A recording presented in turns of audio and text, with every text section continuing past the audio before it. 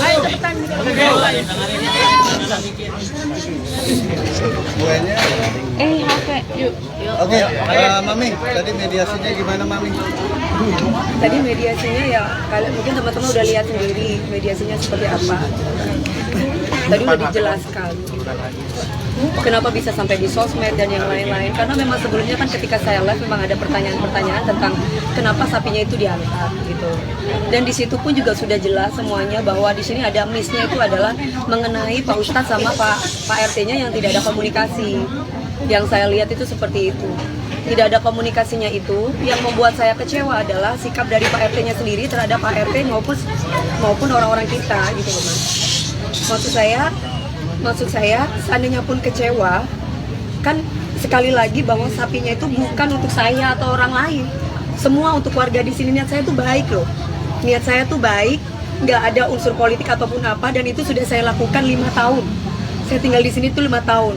4 tahun tinggal di sini, 1 tahun nggak tinggal di sini. Saya sering di sini aja, saya masih berhubungan. Pertama saya pernah saya melakukan itu bersama Pak Ustadz, dalam arti melakukan memberikan sembako, memberikan daging itu pertama kali tahun 2000 pada waktu pandemi. Itu ada Pak RT. Setelah itu banyak keluhan dari para warga ke saya mengatakan bahwa sembakonya saya tidak mendapatkan sembako, Bu, tidak rata lah, yang tidak begini, tidak begitu. Padahal saya itu RT tempatnya Bu Dewi, justru yang dapat kadang RT lain. Akhirnya saya cari solusi sendiri. Saya curhat sama Pak Ustadz, terus Pak Ustadz mengatakan ya udah langsung saja ke saya, Bu, biar saya nanti akan list orang-orangnya.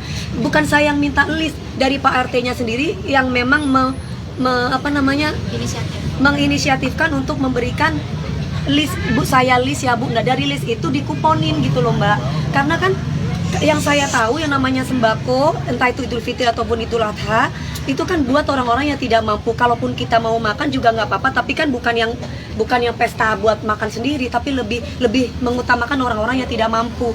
Makanya saya selalu berhubungan dengan Pak Ustadz, dan mungkin kalau mau jadi saksi, warga-warga di sini jadi saksi kok. Dari awal saya tinggal di sini, saya berhubungan dengan Pak Ustadznya itu, ya memang udah dari door to door, bukan baru sekarang. Tapi kalau keadaan di sini tuh peraturannya adalah kalau memberikan sembako atau memberikan daging itu harus pamit sama Pak RT-nya atau kepada Pak Ustadznya. Tidak boleh bikin acara sendiri terus bagi sendiri, itu tidak boleh. Makanya itu yang dijelaskan.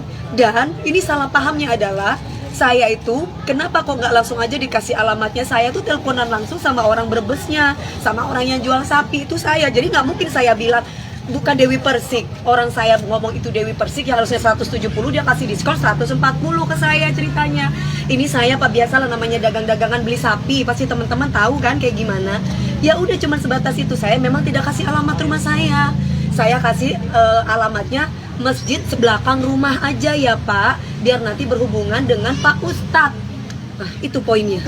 Setelah itu nanti akan ada orang kita yang akan ngambil sapinya, itu doang. Nah, tapi sapi itu bukan untuk saya, untuk warga di sini, saudara-saudara saya. Dan itu saya lakukan bukan hanya sekali, tapi sudah dari tahun sebelumnya sudah pernah saya lakukan.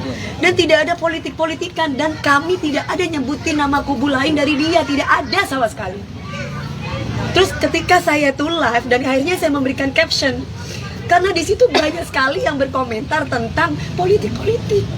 Akhirnya saya bilang,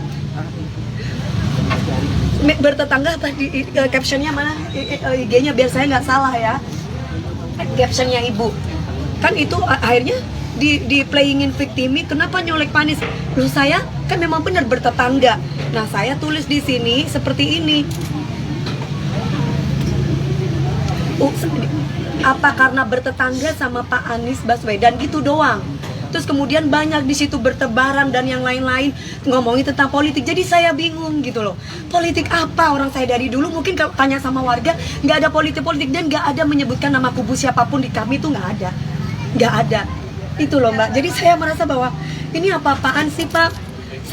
Tadi sampai marah ngamuk-ngamukan sama Pak Topan. Sampai Pak Topan bilang gini, Bapak kan memang bentar-bentar saya. Bilang sama bos kamu, sampai kayak begitu. Bilang sama bos kamu, warga kita tidak kekurangan daging dan tidak butuh daging. Saya punya niat baik loh.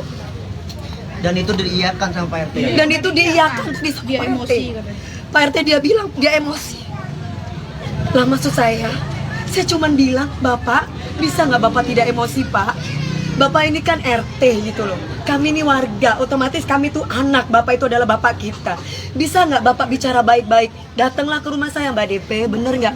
Enakan gitu mengayomi, bukan malah ngebentak asisten saya, ngebentak security saya.